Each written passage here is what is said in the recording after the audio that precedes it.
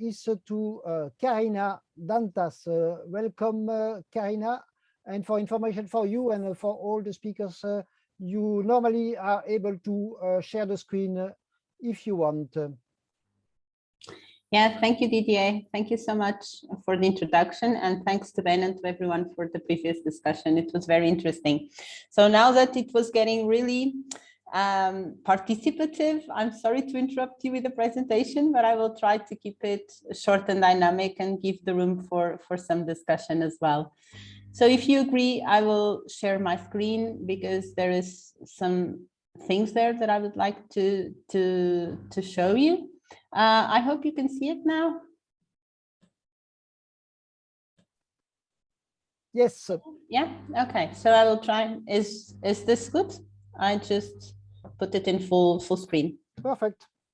Okay. So thank you, Didier and colleagues, for the invitation to be here. The main topic that I was bringing here today has to do with the behavior, the understanding, and the needs of citizens in general regarding the way they see the sharing of health data.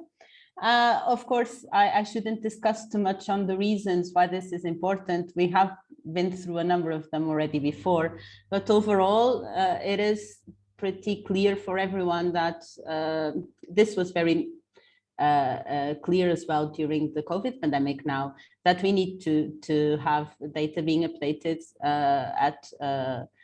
not as before. So it needs to be updated every day so that we can also progress on health. And this, of course, is now a bigger need with maybe not enough answers so far. In the ECHAlliance and Digital Health Society, we have been trying to devote some time to understand better what people think about this and why don't we have still maybe enough willingness to share data, and what are the main reasons underlying this. Of course, some of them are technical, and this will not be the area that I will be going through, but more on the citizen behavior and understanding. So we tried to collect first some older surveys, and of course this is also, it is difficult to extract general understanding from surveys because usually they are not representative enough. But the Commission has done a public consultation and also the Eurobarometer, and overall people would say that they would like to be able to manage their own health data, but at the same time they really had a lot of doubts on how would they control it, how would they need or not to give their approval, if they trust either online businesses or other providers. And despite all of this, they understand that it can improve treatment, diagnosis, and prevention of diseases, but this is still a very foggy context for most people that answered this surveys. So during 2019 till now, till we are now ending this project, we have been working specifically on this area, citizen-controlled health data sharing, and in the between several activities. One of them was a new survey that was launched in 2020, and that we had more or less 1,000 respondents across Europe. So of course, this is still a low number, but at the same time, all the EU countries participated and the survey was very short. And the idea was to try to understand how people felt about this. I think that at this point, we would need a new one because COVID for sure changed a lot of impressions on many things. And this was just in the beginning of the pandemic. So it's worth what it's worth. But in truth, trying to summarize the main conclusions, a lot of people said that they actually didn't know who had access and control to their health information. This is 57% of the respondents. It's quite a lot. So they know that this information exists, but they don't know who holds it and who has access to it. And this is, of course, maybe a first big issue to address. There were no big gender distinctions. However, results by age showed some differences, especially in connection to people over 65 compared to younger ones. And this shows, surprisingly, or maybe not, that older adults are better informed about data sharing, and they are also more eager to understand more about the topic. Maybe this, of course, relates to the experience of chronic diseases and other proximity to the healthcare services. But nevertheless, we sometimes connect digital knowledge with younger generations, and maybe this is a wrong assumption. 80% were fully aware that their health data may be of interest for research, and they were willing to share their data with a university or with a research organization. But if you ask specifically for a commercial organization, then 99% answered that they would not share their data. This is, of course, as I say again, this was a short survey. There are possibilities for misinterpretations, but nevertheless, we believe that such a huge amount of people is relevant. I will just show two specific questions and their distribution. So one of these questions was if you could provide other people access to your health data to be used for good of others. So in the research framing, would you do it? And we have a yes to yes, I would provide access, whatever the situation is, whatever the context is. But 58% of the respondents say that they would like to analyze each situation on a case by case. So they would like to understand how is their data being used. And if you go to the distribution by age, which is this square on the right, what it is said is that, well, as I was saying, connected before to a different position between older adults and younger ones, that people over 65 were more willing to share their data, whatever the context or reason, while the younger ones would be the ones that wanted to understand better the purpose. And when we ask what they would like to be rewarded for, what would they would like to receive in return for sharing their data, 63% say that they want to know the results. They want to understand what was this used and what were the results of it. 21% don't need anything, so this is quite a low percentage. 10% say that they would like to have some financial retribution. And again, if we go to understand the distribution per age on this, most of the ones that say that they would want a retribution are younger ones, and those who are willing to share only for societal good are older people. So maybe this is also interesting to reflect on. So this was just a small teaser of some of the results of the survey we had. And in the scope of our project, we have been doing so many other activities. But coming out of this and trying to put some main conclusions on a lot of the things we discussed then in several roundtables with citizens and policymakers and also experts, we tried to take out some conclusions on how to proceed to raise awareness and to enhance public and citizens' trust. One of the things is, of course, on literacy. And literacy here is either health literacy, as digital literacy, as data literacy, as media literacy, because literacy is a very complex context. And the truth is that for most of the people we discussed this with, there was still so low understanding of how digital health can work that it is very difficult for people to really appreciate the full context of what it implies to share their data. Of course, COVID-19 brought a lot of relevant information to the public. And this is why I was saying in the beginning that maybe this is also something that we can leverage on to be able to progress. But even despite this, the truth is that we need to provide more reliable information so that people are adequately informed and they can understand the consequence of their actions. Then, of course, we have some paradoxes. So many people share their data, for example, on Facebook or other social media. But if you ask them if they are willing to share their health data, even if it is not that sensitive, and if we say this is with the authorities, then sometimes this raises a lot of red flags. So maybe it's also interesting to try to address somehow these paradoxes and try to understand how what people think about sharing so much, sometimes very personal data on social media, and why there is this mistrust in how to share health data either with authorities or with research. At the same time, we also understand that either by age groups or for contextual reasons, we cannot approach this in a generic way. People need to be informed in different ways. They also have different triggers for motivation. So the truth is that probably this would need to be approached differently with different people. And of course, this links directly to communication. So overall, Europe, providers, researchers, all of us need to try to communicate better.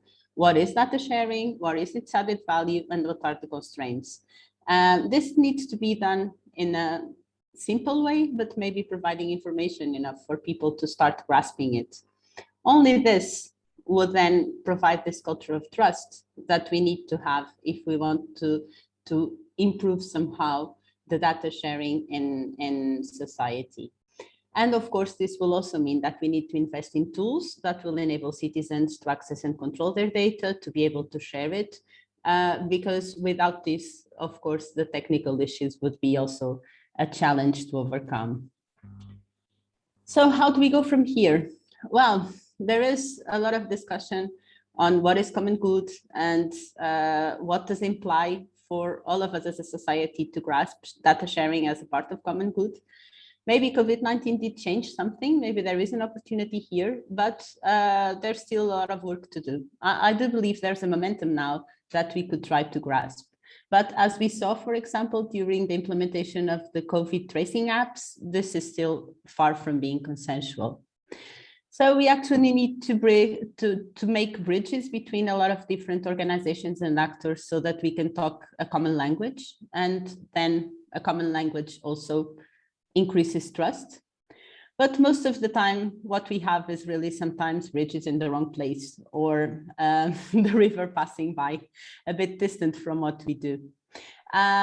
Because, well, today I only brought a very small part of the work we have been developing, but in truth, a lot of initiatives are ongoing and sometimes bringing together different contexts. One of them is the Digital Health Society. We have been doing several roundtables with multi-stakeholders to try to develop further on these concepts and understand how to progress. And for example, on a completely different direction, working with grassroots implementation and with the local actors, we have also been developing COST Action with more or less 320 participants now from different areas, where a lot of this is also discussed and how it influences daily lives. So we could have a number of different initiatives being displayed here. The truth is that we need to know each other. We need to talk a bit more and to try to find this common language where we can progress and actually implement changes in the real world. So as a final, just to say that we will have our last event of the HE, which was a project where we did the large survey very soon in 2 weeks. So we would, of course, welcome all of you to be there. And with this, I close. I hope it was explanatory enough and I could make some sense out of it, but nevertheless, I'm very available for any questions you may have. Thank you very much, Carina. Was the picture photoshopped or was it a real one? It's not directly related. Sorry? To, was the picture of the bridge a real one or a Photoshop? No, it actually exists. Okay. But well, it was the river that changed the course. I think it's in Africa. Yes. Not the bridge. Yes. Okay. So I see one question, but I will add my question because it's a related one. Sorry, I lost it. Carina from Bulat. Carina, do you see much geographical heterogeneity in responses to your survey? And also in relation to the above, Sharika is asking how does religions, let's say, react, people having a religion, I would say. And my question was concerning age of people. On one side, you can, I know that people, old people are more open to scientific research, well, because they are getting old and getting sick. But on the other side, yeah, older people, they tend to be more afraid of new technology. So what's the main direction in your opinion? Well, as I was saying, I will try to address yours first and then go to the other two. So in terms of the age factor, I have to say I was actually a bit surprised and I wasn't expecting such a big difference in terms of age. Of course, that this was just 1,000 people. So we are now foreseeing to do a much larger survey and try to understand if there is in fact this age question so expressed as it was in this one. But I do think even for digital, that even if people are of a certain generation or age are not as tech savvy as younger ones, it doesn't mean that they are less willing to use digital for something that really resonates to them. And sometimes in younger generations, they are very digitally connected, but not still have the same motivation. So I do think that the question of literacy for what we discussed is not that different between ages in the common public if we go for health data sharing. In specific topics, the literacy is not that different. And maybe, of course, the access is, but the willingness to use digital solutions, I think, would exist in older generations as well. As for geographic and religious, in fact, as I say, it was 28 countries, no, actually 30 countries participating and 1,000 questions. So geographical differences were not relevant in any question. There were some small imbalances, but really very small. Nothing that we could say that it was statistical relevant. In terms of religion, this was not part of the question. So I acknowledge, Shariqli, that maybe we can consider asking this in the future, but here we didn't, so we cannot make the relation between both. Thank you. And another question, a big question that I could ask also, it's coming from PNG. Sorry, I forgot your first name. Write it again. Do you have an idea about how quickly you could provide tools to enable citizens to access and control their data? It's kind of a central question. It's a question from Peter Jackson.